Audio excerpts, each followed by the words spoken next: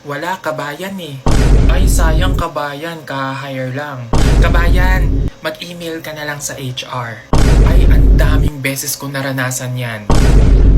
Kabayan, naranasan mo na bang itaboy at tanggihan ng kapwa mo Pilipino sa abroad? Yung handa ka naman sana magsumikap, pero ang sarili mong kalahi ang pumipigil sa iyo para makuha ang isang oportunidad na pwede sanang makapagpabago ng buhay mo. Kuhang-kuha nga ng lalaking ito ang inis at galit ng ilang mga OFW nang sinabi nga nito ang kanyang naranasan sa kanyang pagtatrabaho sa ibang bansa. Ito nga isang kwento ng matinding diskarte laban sa panira ng ilang kababayan. Kung ikaw ay isang OFW or nagbabalak mag-abroad, kailangan mo ngang marinig ang kwentong ito bago pa ikaw ang susunod na maging biktima. Naghahanap ka ng trabaho dito sa abroad, huwag ka magtatanong sa mga kabayan.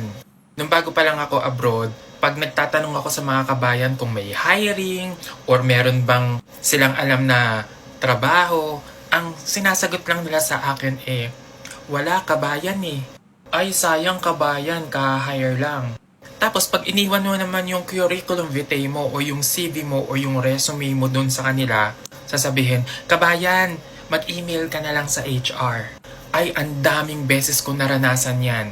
Alam mo ba, nung dati, nung nagtatrabaho pa lang ako sa bangko, meron akong kabayan na nakilala noon. Tapos sabi ko, kabayan, baka pwede mo akong ipasok dyan sa bangko. Ang sabi niya sa akin, kabayan, wala eh. Ano nga kami? Sobra nga kami ng staff. Tapos ako, okay, sige. Salamat, ganon. Matigas ang ulo ko. So nag-abot ako mismo ng aking resume or ng curriculum vitae ko sa manager. Indian yung manager.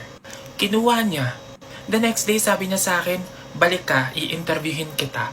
O diba, ganun lang kadali yung mga kabayan, iba madamot. So na-hire ako sa bangko. Edi naging top performer pa ako sa bangko. Asan si kabayan nga. Ewan ko ba't ganyan yung mindset ng mga kabayan.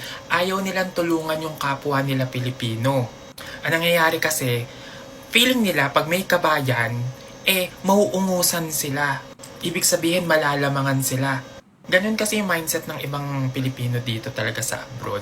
Ayaw nila na meron silang kahati. Gusto nila sila lang yung magaling, katangi-tangi, bukod-tangi. Kaya uso minsan sa trabaho na siraan. Yung mga kabayan, yung mga nag-aaway-away, yung mga nagsisiraan. Naranasan ko na yan. Ako pa nagturo dun ha. Ako pa nag-train. Ako pa sumagot sa lahat ng mga kamalian at kalokohan niya sa trabaho. Pero ako pa yung siniraan. Kaya ingat-ingat talaga. Pag may mga kabayan na matataas ang noo, delikado yan. So dito sa ibang bansa, marami tayong mga kilalang kababayan na talagang mababait naman at maaasahan at malalapitan kapag may kailangan kang tulong. Pero aminin natin, lalong-lalo na sa mga OFW na matagal na nagtatrabaho sa ibang bansa, karamihan nga sa kanila ay ayaw na may katrabahong ibang kababayan or may majority na kababayan sa isang kumpanya. Dahil nga naman ang iba nating kababayan ay kung umasta, akala mo ay mga tagapagmana ng kumpanya. Isa pa rito, yung iba nga rito ay kapag nauungusan or nalalagpasan pagdating sa promotion ay hindi nga nito maiwasang siraan yung kapwa niya, kababayan. At marami dito kapag kababayan to kababayan na nagkakaroon nga ng mga tinatawag na attitude at nagpapakita nga ito ng parang hindi magandang pakikisama or kung bago yung isang kababayan ay may gusto pa ng patunayan na sasabihin na nauna ako sa'yo at ako ang maghahari dito.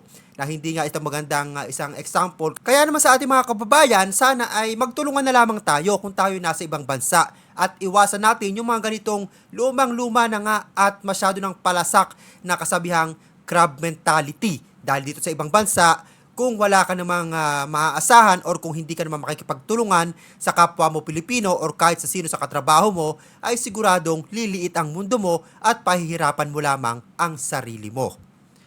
At kung nagustuhan nyo ang videong ito at bago ko pa lamang dito sa aking YouTube channel, ay ini-invite kita mag-subscribe at pahit na rin ang notification bell para lagi kang updated sa mga viral video at balitang OFW na ina-upload natin dito sa ating YouTube channel. Maraming salamat sa iyong panonood.